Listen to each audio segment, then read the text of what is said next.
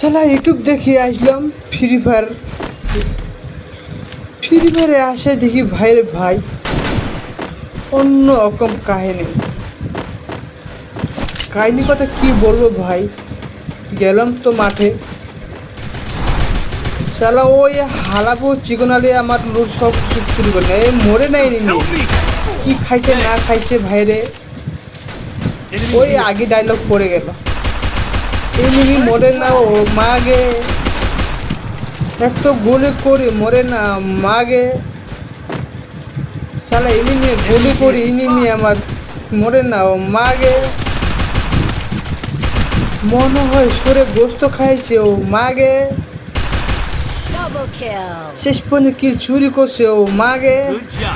শালা এই চিকন আলীর জন্য খেলতে ভালোভাবে পারি না ও মাগে। শেষ পর্যন্ত চলে গেলাম এক রাউন্ডে ও মাগে। পাখনা খাতে পাখনা টিম মেখালে লাফালাফি করে ও মাগে। একটা এনিমিকে মারার জন্য লাফালাফি করতেছিলাম, শেষ পর্যন্ত আমাকে মারে দিচ্ছে ও মাগে।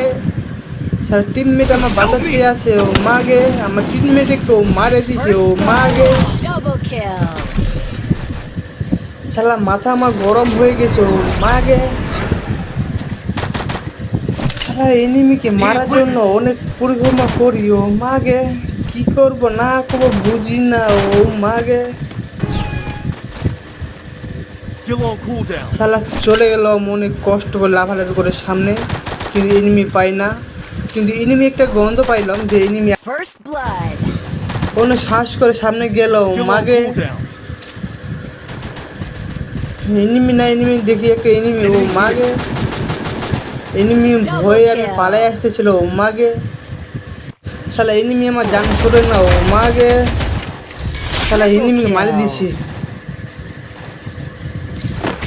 অনেক কষ্ট করে 2 রান নিছি, শেষ পর্যায়ে চলে গেছি 3 রাউন্ডে।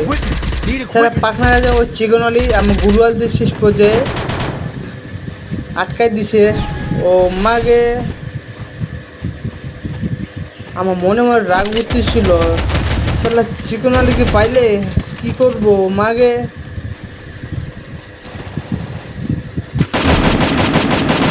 অনেক কষ্ট করে একটা কিল পাইছি ভাইরে ভাই, বলবো কি আর ভাই। চলে গেলাম ও সাহস করে সামনে, কিন্তু আমার টিমের পাখনা গাজায় একটা পড়ে গেছে। এনিমির জন্য অনেক অসুখ করতেছিলাম, কিন্তু এনিমি বের হয় না কি করবো না করবো